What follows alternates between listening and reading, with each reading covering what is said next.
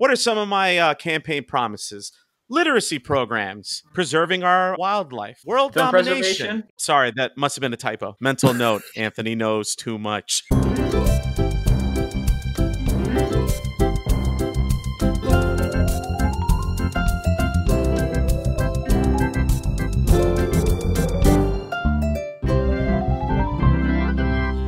Hello, welcome to another Looney Tunes review video. If you are new to the channel, make sure you subscribe to follow my journey to review all 1000 classic Looney Tunes shorts and give this video a like as well. So this is a review for Ballot Box Bunny, and with me today to go to the polls are my good friends Essie McPeter and Manny Cruz. Say hi. Vote for me! Vote for me! I speak softly, but I parry up. So you speak softly, huh? I speak softly, and that's it. And So, as mentioned, this is Ballot Box Bunny, released on the 6th of October 1951. It had a blue ribbon reissue sometime in 1961. It's the 631st of the series, and it's written by Freleng. You can find this on the Looney Tunes Golden Collection Volume 1 DVD set. There is a HD version out there. Hopefully it'll come on disc at some point soon. Cough. Collector's choice. Cough. Anyway, we'll see what happens. In case you haven't seen this one, I can't show you the full thing here due to copyright on YouTube, but basically, Yosemite Sam's running for mayor. He promises to get rid of rabbits. So Bugs Bunny naturally decides to go up against Yosemite Sam to hilarious results. Now, where was I? But there's a fair bit of trivia here. So first of all, at the end, we see the dark horse winning. Spoiler alert. Sorry, guys. But that's a reference to a candidate who receives unexpected support as a nominee in a political convention. So that would be like Manny going to the, say, Democratic or Republican convention. I'm not going to say which one. I don't want to get political here. And they decide, you know what, we're not going to nominate this other guy. We're going to nominate Manny. Right, Manny? well, according to the United States Constitution, the requirements for running for president are you must be a natural-born citizen, which I am. You have to live in the United States for at least 17 years, which I've lived in the United States my whole life. And you must be 35 years or older. And I turned 35 in March. So... Yeah, so this is one of the, I think, the last few shorts where Paul Julian does the backgrounds, and of course, when Paul Julian does the backgrounds, there's lots of stuff in there that references the animation team. So we see a statue that it's very blink and you miss, but you'll see stuff, I think, Batchelder, Champion, Farron, Julian, Nicholson, Perez, Pratt, and Ross. And we see a few building names. We've got Ross & Co., Josiah Freep, Frisbee, M. Perez, and P. Julian Yard Tools, which I figure that's what he was selling before he went over to UPA. Paul Julian Yard Tools. Now, there is a reference to Theodore Roosevelt, that whole speak softly and carry a big stick bit, and yeah, he was the 26th president of the United States, and that was part of what he had said. Speak softly, but I carry a big stick! I love that. How he disguised himself to look like Theodore there. It's like, alright, so people didn't even notice. It's like, alright, okay. Now, one interesting thing is that the certain dialogue exchange. I can do anything you can do, only better.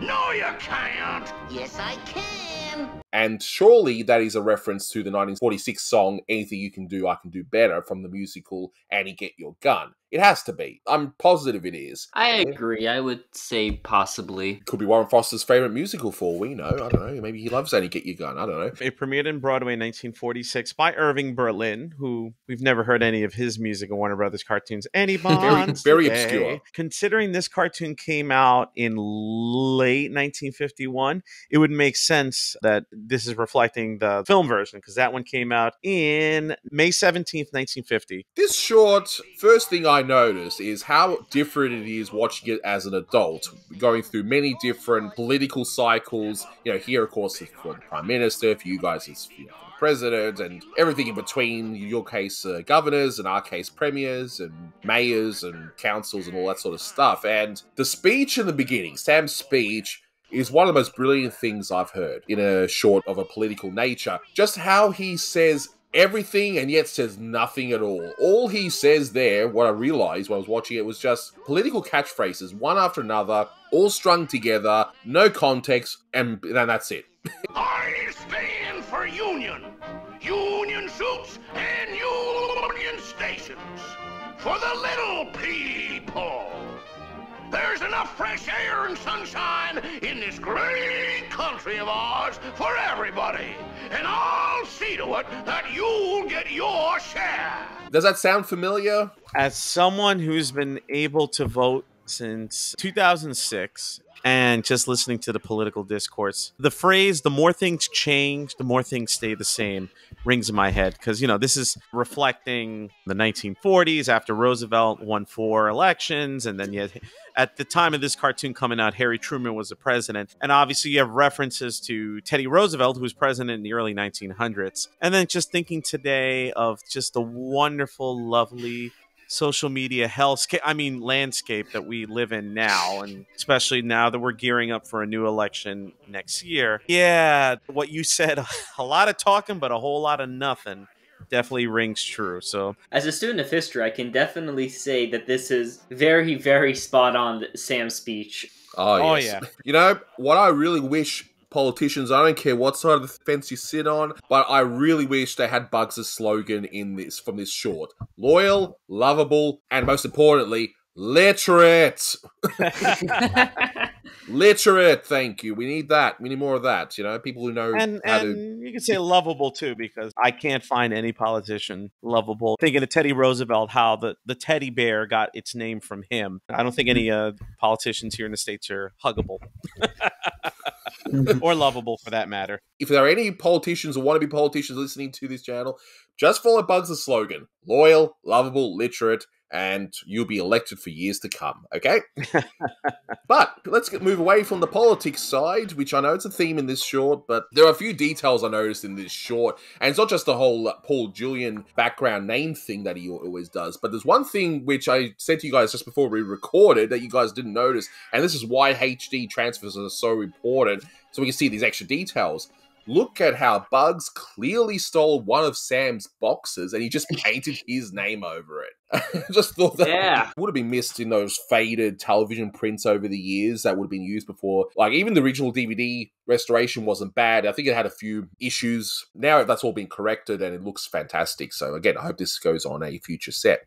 So, Essie, what are your general thoughts on this short? I think it's really good. What you had said about it really growing as an adult is spot on. It's almost the quintessential one to think of, because it has a lot of the great slapstick and wit that generally appeases the Warner cartoons and people who love them. But when you grow up and you realize just how on the mark they are with parodying actual politicians and actual campaigns, it just gets funnier. Indeed, and what I forgot to mention as well, politically, is that I think it sort of highlights even a little bit of corruption, because that whole thing with Bugs is offering free cigars for a vote, well, I know certainly here it's not legal, it's considered electoral bribery. Like, you can't give people money or goods. You can't go up to someone and say, I'll give you $100 to vote for me, or I'll give you, in this case, a cigar to vote for me. Like, that constitutes electoral bribery. You can make promises on policies, because that's obviously what politicians are supposed to do. But I think in the US, it's a little bit more muddied.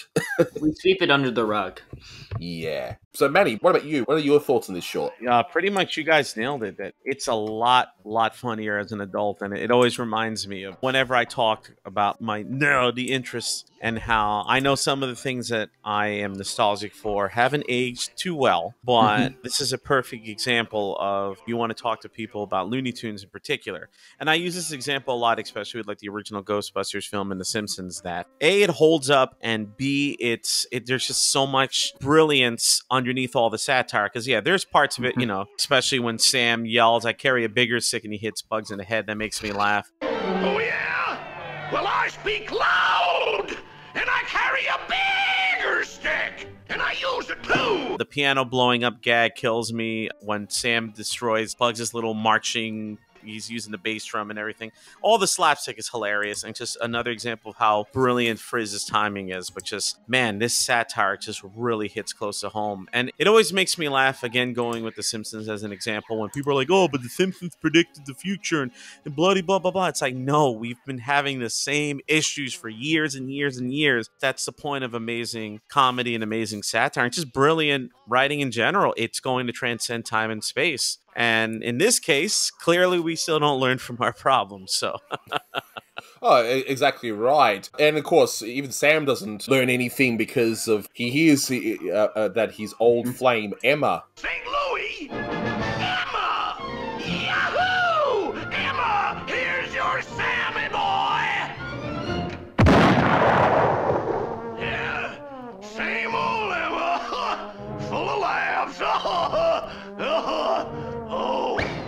Emma. St. Yep. Louis. Clearly, he's run campaigns elsewhere. Oh, exactly. Yeah, Like, yeah. Yep. Same old Emma. And just that wonderful wit, like Bugs, like who clearly knows that Sam is up to something when he's trying to shake his hand. It's like that scene just kills me every time. It's like, yep, same old Emma. Like it's got that beautiful topper at the end. You got the wonderful gag. Would have been funny as is, but no, we got that beautiful topper. I absolutely love that one. Yeah, another gag in this that's just great as is without the whole campaign stuff is the whole piano piece Yes. of all those endearing young charms. Yes, I love that piano gag, which, yes, Friz would reuse a few times afterwards, notably in Showbiz Bugs, but it's a great gag, regardless of whether they reuse it or not. So good. And it's a song that you regularly play at your job? Oh yeah, all the time. With the wrong note? Anytime I sit at a piano. Well, considering I'm a terrible piano player, yes. Fortunately, I do play the wrong notes. But I'm thinking jumping ahead in the decades. But if you're familiar with the song "Come On Eileen" by Dexy's Midnight Runners from the '80s, it starts off with the melody of those endearing young charms in the beginning of the song, but they play the right notes, and fortunately nobody explodes. And speaking of explosions, there's an explosion of music that's used in this one. See what I did there? So, Manny, we can both agree, or actually all three of us can agree, that this has the greatest rendition of the William Tell Overture ever, right?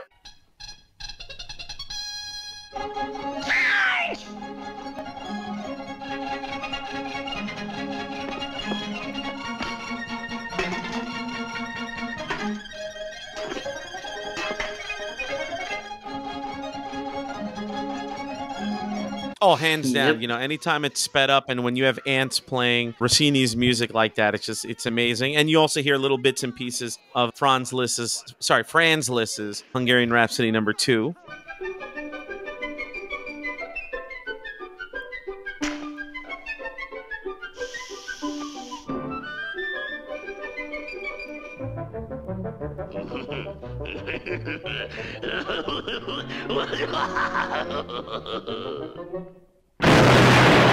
And again, just anytime it's sped up and sounds goofy, mwah, chef's kiss. And we know that Friz has never used Hungarian Rhapsody before in any cartoon, right? Yeah. No, this is the only time he's ever done it. He'll never do it again. He never did it before, so. He never did it before, and he'll never do it again.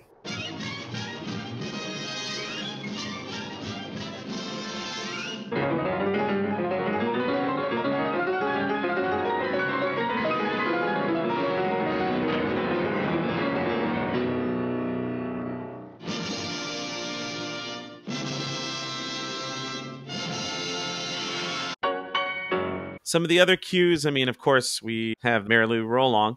So this song, I didn't pick up on it at first until I did a rewatch. And then when I watched the later cartoon that we're going to talk about, Drip Along Daffy, it features the same one. So it's called King Chanticleer. And it's a song from the early 20th century. I was actually listening to a modern rendition of it done by a group, I think a ragtime group, but they sounded phenomenal. So you hear that near the beginning. You hear It Looks Like a Big Night Tonight later on in the cartoon. Of course, you got to have some good old patriotic Yankee Doodle playing. The scene... Well, this is something I never understood about politicians. I don't think they do it anymore, thank goodness. But, I gotta kiss some babies. Let me kiss some babies. And I'm like, ugh. And I'm like, I don't get it. But what I did get was I never picked up that, oh, baby face. Da, da, da, da. It was in the background during that scene. Of course, you hear, for He's a Jolly Good Fellow in the cartoon as well. Near the end, when the Dark Horse wins the election, you hear a little bit of Frat, which is another frequently used piece in Warner Brothers cartoons. And as we mentioned before, Believe Me If All Those Endearing Young Charms, which,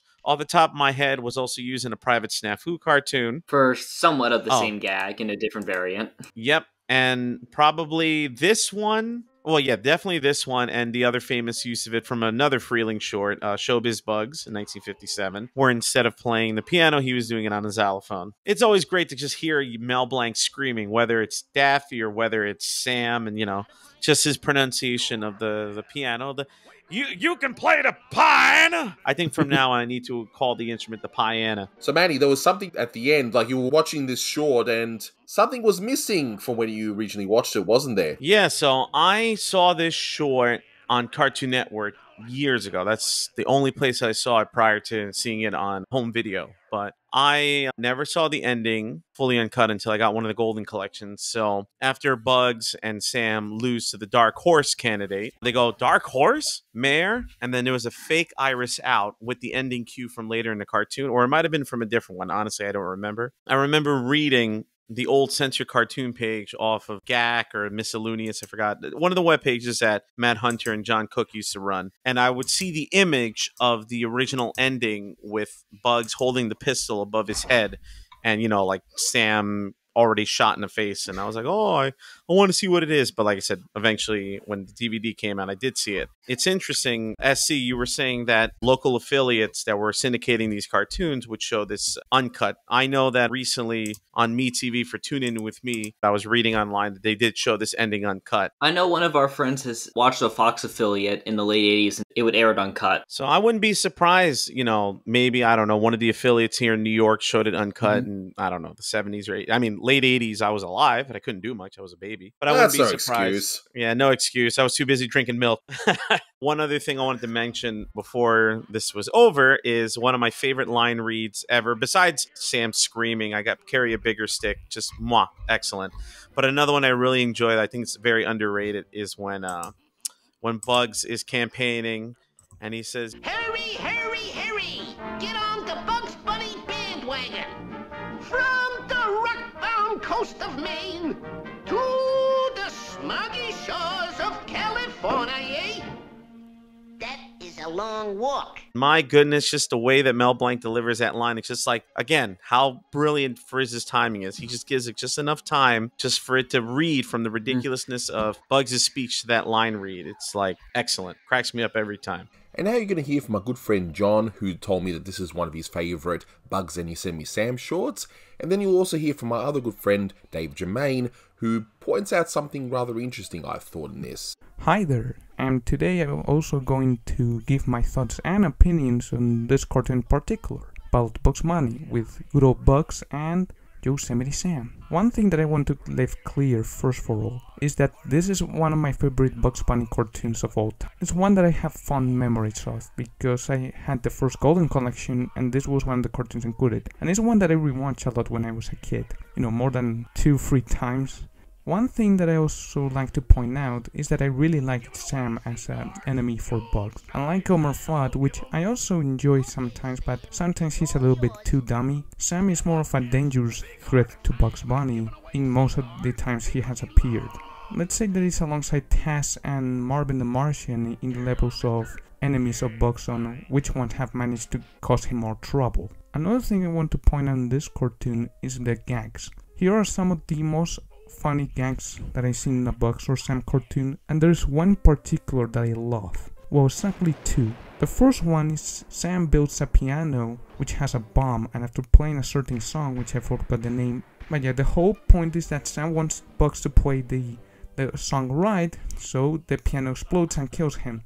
And the whole joke is that Bugs himself will always play the note bad, like it's the da-da-dun, da-da-dun, dun-dun-dun-dun, dun-dun, ding-ding. And when that arrives, Sam is like, no, no, no, you played wrong, play it again. And then it will repeat a second time, and eventually Sam gets so angry and is like, no, no, no, that's not how you play it. You play like this, and he plays it right, and he blows up.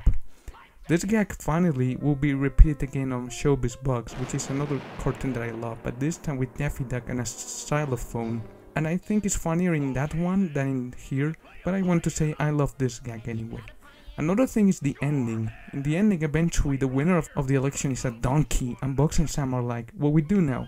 And Bugs suggests to play Russian roulette. And to the ending of the short, there's the gag that they will begin to press the trigger, and when Bugs is about to press it, the cartoon fades to black, and you hear the gunshot and think, oh god. But eventually reveals that Bugs is fine, and Sam is the one to receive the bullet. Like, you expected Bugs Bunny to get shot too? Well, no, you get Sam. Anyways, I have to admit that most of the time Bugs and Yosemite Sam have been paired together, it has always bring a great dynamic. Like Sam, unlike Elmer Fudd, is more of a short-tempered villain. He's always mad and grumpy, and I really love Mel Blanc's voicing Sam and always yelling.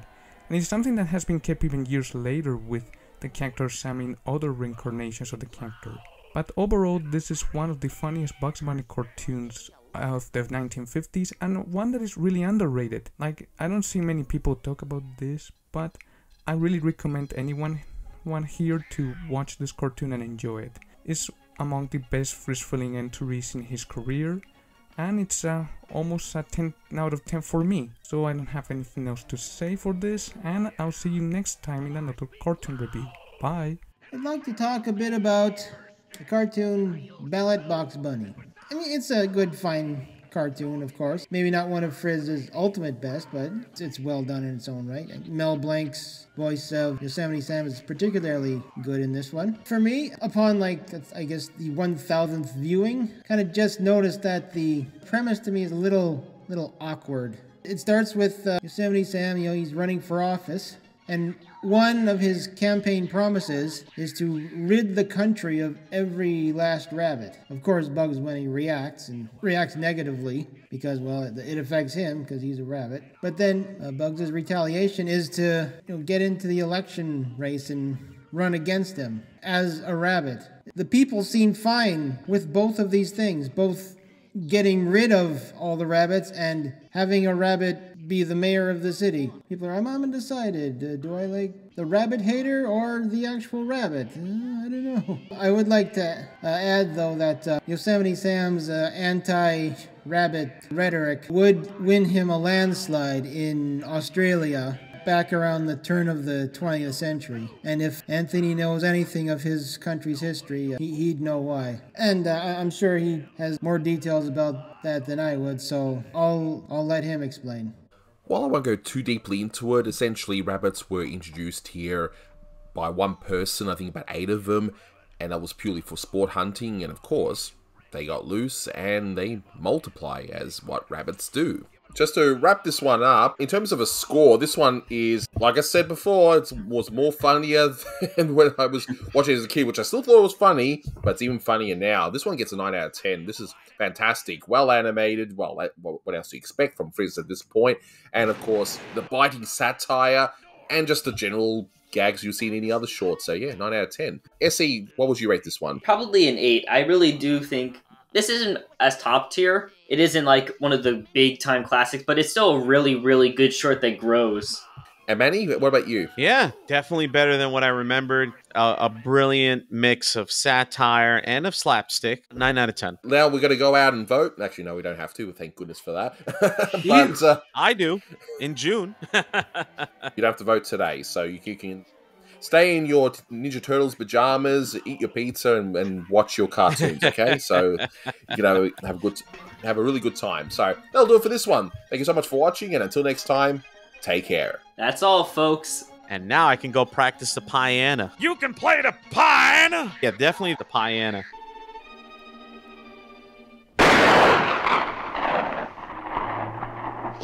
I missed. I hate that rabbit.